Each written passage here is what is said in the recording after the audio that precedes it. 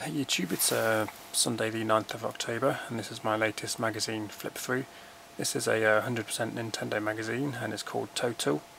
This is issue 1 and it was released in January 1992, so this is 20 years old.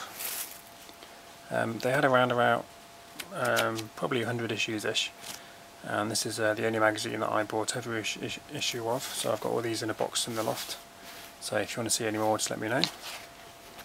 So these are the two guys that wrote the magazine, Steve Jarrett and Andy Dyer. And it's a magazine done by Future Publishing. And as you can see, there's a bit of a sales chart. The red's the NES and the blue's Game Boy. So you've got 100,000, 200,000, 300,000, 400,000 and 500,000. As you can see, the NES outsold the Game Boy in those years. These kind of quirky caricatures of the two writers throughout the magazine. I always quite like those. Added a sense of fun to the magazine, which I enjoyed. So there's an article on the upcoming Super Nintendo Entertainment System.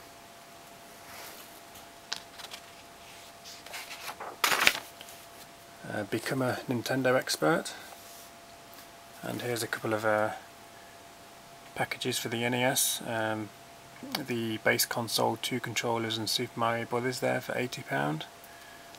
Or you can get the same but with Turtles, Teenage Mutant Ninja Turtles for £80 as well. And here's Andy Dyer enjoying the Zapper sets with Duck Hunt. And here they are buying their NES.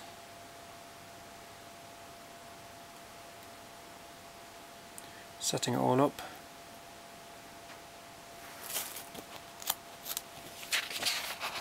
So this action set at the time was £100, and this multiplayer set here was £100 as well. And here's a little feature on the Game Boy and some accessories. Most of these are newbie accessories. Most like the newbie accessories. There's some quite good items. There's a little twin stereo speaker you can put on the bottom. Rechargeable battery pack there. Game case carry-all. 4-player link-up. And then you've got a magnifying light and a magnifier. A little leather surround case thing. And here's the Nes Reviews. And this is their rating system, so you've got the looks, so basically graphics, sounds, gameplay and lifespan, and then they give it a rating out of 100.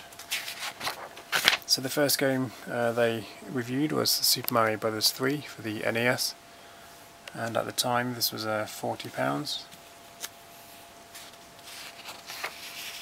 You can see there's a nice 4-page feature there on it, and they basically gave this 98%. Quite highly rated in all their categories there.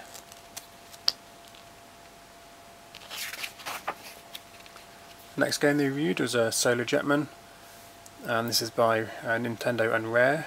This is priced at £30, and this is another, well, this is a 3-page feature for this one, and they give that 92%. And then they go on to review Wwf Wrestlemania.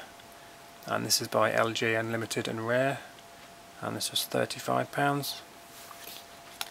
You can see the ratings there aren't so good. They give lifespan only 1, and the final score was 37%, so that's one to avoid, I should imagine. Next is Batman. It's a 2-page feature there. Got some nice little digitised or hand-drawn graphics there. And you give that 81%. Next we've got The Simpsons, Bart vs the Space Mutants, and they give that 81%. Captain Skyhawk, again by Nintendo and Rare, that was £25. That came in quite well as well, 83%. And then Goal, football game for the NES by Jaleco, that was £40. and it came in at 39%. There's a competition to win one of 3 Game Boys. I remember the first time I bought my Game Boy, my first Game Boy. It was I think it was a basic package with Tetris, and I basically bought it from, I think it was Dixon's in Melton Mowbray, and I went straight to the library and sat down and played it with the headphones on, and it's one of my best gaming memories ever. So next we've got Solstice for the NES. This is by Nintendo and Software Creations, priced at £30. Bit of a isometric role-playing game by the looks of it. They go at 90%, so that's one to look out for. And then they move on to Time Lord. This is by Milton Bradley and Rare, £35. They only get that 43%, so like one to avoid. Isolated Warrior, quite a bizarre looking character there, and they get that 72%, not bad score. Diggity Rock, The Legend of the Lost City, one I've never heard of. That's by Milton Bradley and Rare, £35. And then they give that a 58%. And they give it their reviews. They give it like a thumbs up and a thumbs down. So advantages and disadvantages, I guess. So for thumbs up is animation on Diggity is brilliant. If you enjoy complex maze adventures, there's plenty here to get your shovel into. And the thumbs downs are a continual attack from mosquitoes, really get on your nerves, and caverns are too large and complex. A map would have been a big help. Top Gun, the second mission by Konami, £40. As you can see, it's quite basic looking, but a pretty good achievement on the NES, I would imagine. That came in at 66%, so not great but not bad. Battle of Olympus by Imagineer, £30. Bit of a platformer kind of game. I give that a good score of 92%. Defender of the Crown by Konami, give that 71%. And then there's just a bit of a questionnaire there. And then NES game again. So Ivan Man Stewart's Super Off-Road. And as you can see, that was a 1 to 4 player game. You could use the multiplayer adapter for that one. This is by Trade West, £25, a good price. But only 54%. And they gave it thumbs down as being too easy. Snake Rattle and Roll by Rare, get that 90%. Boulder Dash, I used to love Boulder Dash on the Game Boy. I've never really played it on the NES, I don't think. Yeah, they get that 90%. Gauntlet 2, another 4 player game, get that 88%. Skate or Die by Konami,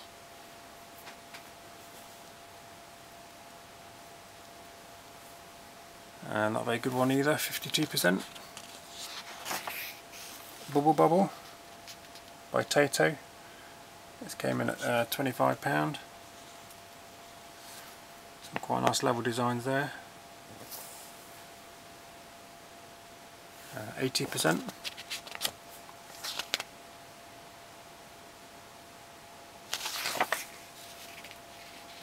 And then they go into their hints and tips kind of features.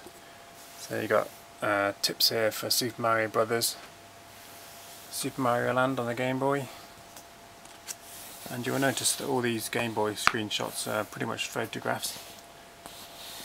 They did quite a good job of capturing those, I think. Teenage Mutant Ninja Turtles, the NES. There's quite a few there for the Game Boy. Golf, Batman, Castlevania Adventure, Teenage Mutant Ninja Turtles, Side Pocket, Tennis, and then they go on to the Game Boy reviews. So F1 Race by Nintendo. This came in at £30, but you also got a 4-player adapter with that, and they give that 88%. RoboCop, I think I had this game and I really enjoyed it actually on the Game Boy. I thought it was really good. This is by Ocean, and they gave that a reasonable score of 74%. I can't remember, I think it was this game where you had to do like a photo fit of some of the criminals. I think I remember it being quite hard. Turtles, Fall of the Foot Clan by Konami, 91%, so another one to look out for. R-Type, I absolutely love this on the Game Boy.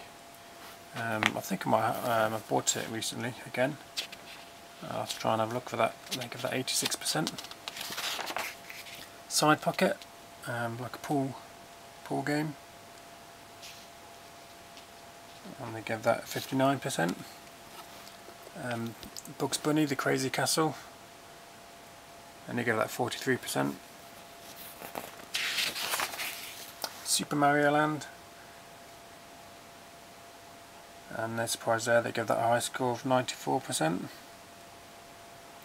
Super RC Pro-Am, that's another 4-player game by Rare, 87%. Quicks, one of my all-time favourite games, and in my opinion probably one of the best conversions. Basic graphics but fantastic gameplay, they give that 83%. Revenge of the Gator, obviously a pinball game. Got a nice looking pinball game for the Game Boy. Give that 85%. Solar Striker, I think I had this game, but I can't remember what it was like, if it was any good, but they gave it 72%. Then we've got Batman, they give that 80%.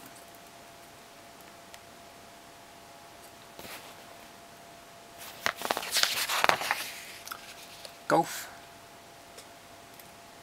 by Nintendo, good score there, 92%. Tennis, another sports sim, and another good score, 95%. Quirk, looks like a box pushing around the factory game. You can see there's a bit of an error there they did in the printing. Even made a funny comment on that one. Ooh, Andy's looking a bit quirky, baghead. So they weren't afraid of pointing out their mistakes. Dr. Mario, 64%. Not a bad game, but nowhere near as good as Tetris. Castlevania Adventure. Now, this is a game that I enjoyed on the Game Boy.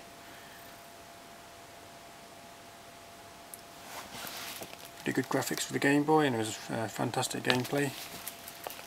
89%. Nintendo World Cup. I seem to remember enjoying this one, but I don't tend to enjoy football games now. I think that's 64%. King of the Zoo. Quite a bizarre looking one. And they got that 87%. The Chess Master. This is another favourite of mine on the Game Boy. This is by Software Toolworks, and it's a 1 to 2 player game.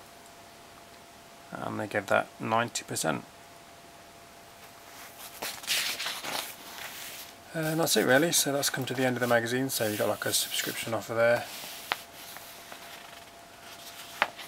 And then the back page with a bit more caricature artwork. So issue 2 that became on sale on the 16th of January 1992. And if you're interested in this flip through, let me know and I'll do another one, and I'll show you issue 2 or whatever issue you want to see.